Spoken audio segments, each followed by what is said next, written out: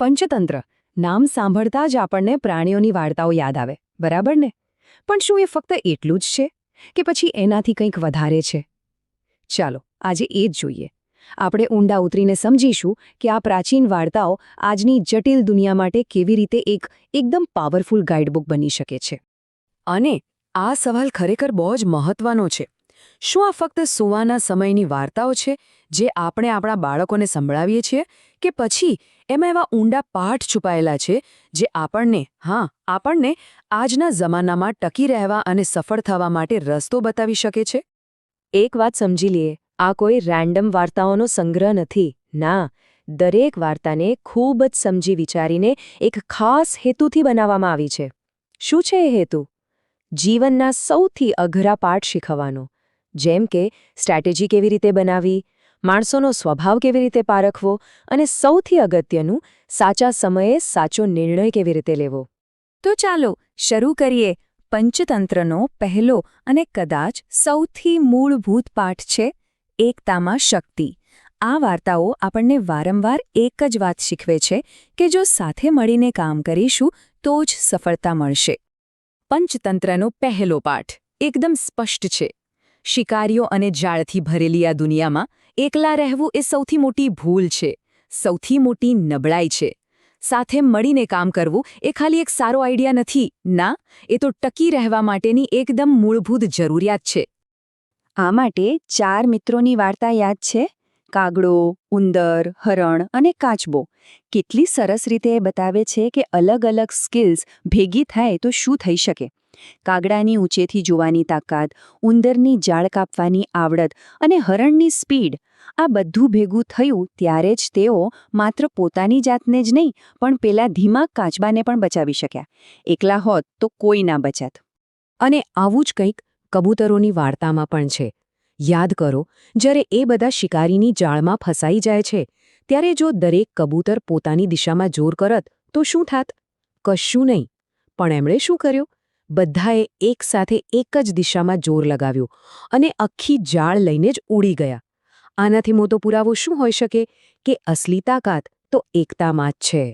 Okay, તો એકતાની વાત તો થઈ. હવે પંચતંત્રના બીજા એક ખૂબ જ રસપ્રદ થીમ પર આવીએ. એ છે બુદ્ધિની શક્તિ પર જીત. આ વાર્તાઓમાં વારંવાર એવું બતાવવામાં આવ્યું છે કે મનની તાકાત શારીરિક તાકાત કરતાં હંમેશા ચડિયાતી હોય છે. તમે જો પંચતંત્રની લગભગ દરેક બીજી વાર્તામાં આ જ સંદેશ છે. બ્રેઇન ઓવર બ્રોન, એટલે કે બુદ્ધિ જ શ્રેષ્ઠ છે.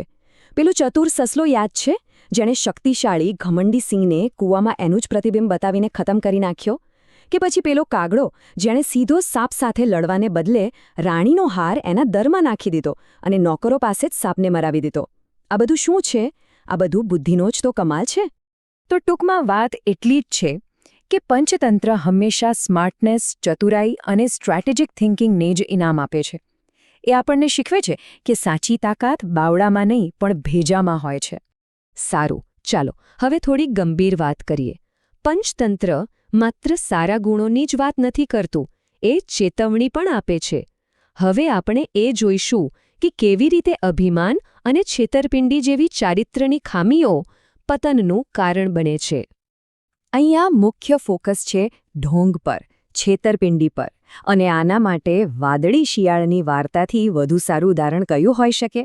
તમને ખબર જ હશે, એ ભૂલથી વાદળી રંગના ટબમાં પડી જાય છે અને પછી એના અનોખા રંગનો ફાયદો ઉઠાવીને આખા જંગલનો રાજા બની બેસે છે. પણ વાર્તા આપણને એ જ શીખવે છે કે જૂઠના પાયા પર બનેલી ઇમારત લાંબો સમય ટકતી નથી. જેવું જ બીજા શિયાળોનો અવાજ એના કાને પડે છે, એ પોતાની અસલિયત ભૂલી શકતો નથી અને એ પણ એની જેમ જ બોલવા લાગે છે. બસ એક જ ક્ષણમાં એનું બધું નાટક પૂરું થઈ જાય છે.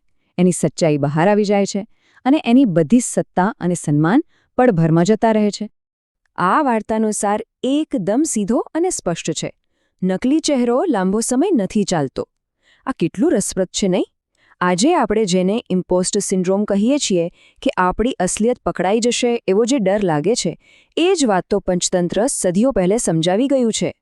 અને આવું જ કંઈક પેલા લાલચુ મગર સાથે પણ થાય છે. વાંદરાનું કાળજું ખાવા માટે કેવો પ્લાન બનાવે છે, પણ વાંદરો પોતાની હોશિયારીથી એના ચુંગાલમાંથી બચીને પાછો ઝાડ પર પહોંચી જાય છે. ફરી એકવાર બુદ્ધિએ છેતરપિંડીને હરાવી દીધી. અને હવે આપણે પંચતંત્રના સૌથી ઊંડા અને કદાચ સૌથી મહત્વના પાઠ પર આવીએ છીએ.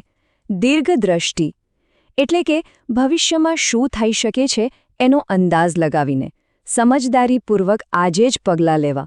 આ જ તો સાચું જ્ઞાન છે. 3 માછલીઓની વાર્તા આનું પરફેક્ટ ઉદાહરણ છે. યાદ છે? એક તળાવમાં 3 માછલીઓ હતી. જ્યારે એમને ખબર પડે છે કે માછીમારો આવવાના છે, ત્યારે પહેલી સૌથી શાણી માછલી તરત જ તળાવ છોડીને જતી રહે છે. બીજી ચતુર માછલી છેલ્લી ઘડીએ મરવાનો ઢોંગ કરીને બચી જાય છે. અને ત્રીજી, જે નસીબના ભરોસે બેસી રહે છે, એ પકડાઈ જાય છે. આ વાર્તા શું બતાવે છે? એ બતાવે છે કે સમસ્યાનો સામનો કરવાના 3 રસ્તા હોય છે: પ્રોએક્ટિવ, રિએક્ટિવ અને પેસિવ. અને પરિણામ આપણી સામે છે. દીર્ઘદૃષ્ટિ જ સાચો બચાવ છે.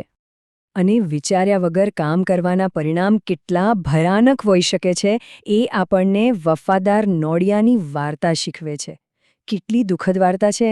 ખેડૂતની પત્ની ફક્ત નોળિયાના મોઢા પર લોહી જોઈને એક પણ ક્ષણ વિચાર્યા વગર માની લે છે કે એણે બાળકને મારી નાખ્યો અને ગુસ્સામાં એને મારી નાખે છે. જ્યારે અંદર જઈને જુએ છે ત્યારે ખબર પડે છે કે નોળિયાએ તો સાપને મારીને બાળકનો જીવ બચાવ્યો હતો. વિચાર્યા વગર લીધેલો એક નિર્ણય અને જીવનભરનો પછતાવો. આવું જ કંઈક પેલા વૃદ્ધ પક્ષીની વાર્તામાં પણ થાય છે નહીં? જ્યારે બીજા પક્ષીઓને ચેતવણી આપે છે કે પેલી નાની વેલને કાપી નાખો, નહીં તો મોટી થઈને મુસીબત બનશે, ત્યારે કોઈ એની વાત સાંભળતું નથી. અને પછી શું થાય છે? એ જ વેલનો સહારો લઈને શિકારી ઉપર ચડી આવે છે અને બધાને પકડી લે છે. મતલબ, નાની સમસ્યાને અવગણવાની ભૂલ ક્યારેય ન કરવી. તો ચાલો આ બધી વાતોને સારાંશમાં જોઈએ. પંચતંત્રમાંથી આપણને શું મુખ્ય શીખ મળે છે? એકતા એ જ શક્તિ છે. બુદ્ધિ શક્તિ કરતાં ચડિયાતી છે. ચારિત્ર્ય જ આપણું ભવિષ્ય નક્કી કરે છે. દૂરનું વિચારવું એ જ બચાવ છે. અને છેલ્લે અનુભવી અને જ્ઞાની લોકોની સલાહ હંમેશા સાંભળવી. અને યાદ રાખજો, આ ખાલી કોઈ નૈતિક વાતો નથી, આ કોઈ નિયમોની યાદી નથી. આ તો જીવન જીવવા માટેનું એક ટાઈમલેસ ટૂલકિટ છે. એક એવી ગાઈડબુક જે આપણને આ જટિલ દુનિયામાં રસ્તો બતાવે છે. અને નવાઈની વાત એ છે કે આ વાતો આજે પણ એટલી જ સાચી છે જેટલી હજારો વર્ષો પહેલાં હતી.